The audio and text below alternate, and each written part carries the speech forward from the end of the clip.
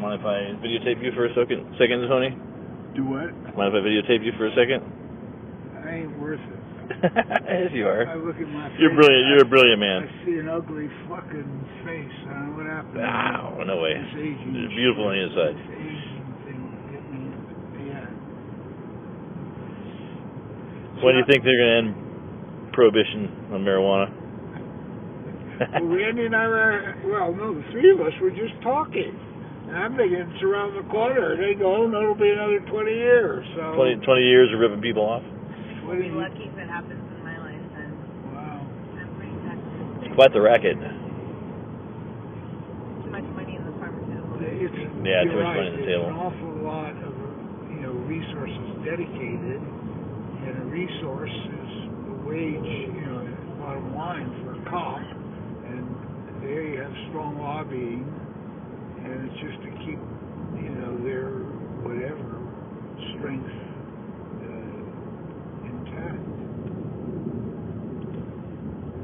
Another way to beat people down. It's another way that the executive class dominates, destroys The working class. the judicial and the legislative. The executive right now is completely out of control. They dominate. That is the first sign of totalitarianism. Pretty apparent. Pretty bad. It's pretty bad. What do you think of Obama? Think it's wolf in sheep's clothing? Obama is just a figurehead. politician. Yeah. He's a saccharine sweet talker, and his actions are contradicted, or his actions contradict his words. Absolutely. He's been worse than Bush. But don't you think most presidents are just puppets anyway? For the corporate elite? The answer is yes, but call it, politics. It's not just, American doesn't have a democracy. When you have 1% that control the wealth and 99% subservient to that 1%, when you have lobbyists and special interest groups, when you have military and CIA dominating the activity of politicians, that's all at all levels, and legislators at all levels, that's not the American dream. That's not what we were brought up to believe our democracy consists of. When corporations control the government, isn't that considered fascism? I don't know. Fascism has too many definitions. Definitely a lot of definitions. Well, you're a good man, Tony, and it's very commendable, your dedication to everything that you do. Like everyone else, I'm a mixed metaphor. Fighting for the greater good? When you're young, so we used to have the concept of Marxism that was only the currency of the times, and I'm talking the 50s and 60s. My father's a Marxist economist.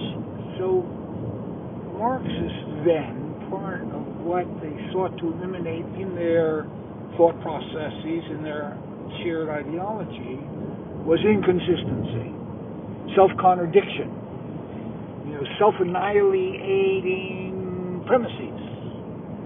And they have meetings talking about the contradictions and about your own ideological contradictions and drawing extensions and drawing, the ramifications of a premise to ascertain whether you embraced implicitly another premise that contradicted it. And if you were in a position of self-contradiction, then, in a way, you had to be redirected, re-enlightened.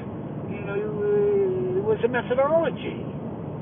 Well, now we're a sea of contradictions. The youth has passed, and you embrace, as Shakespeare said, to be or not to be. They are equally metaphysically tenable. At the same time, contradictions can coexist at the same time. It's not like you evolve through a thought process and change your mind. So when I say I'm a mixed metaphor, I seethe with contradictions, compromises, inconsistencies, which was the no-no of my youth. It was something everyone looked at and, ascertained and analyzed over and over again. So I've succumbed to weakness of mind. That's what's occurred.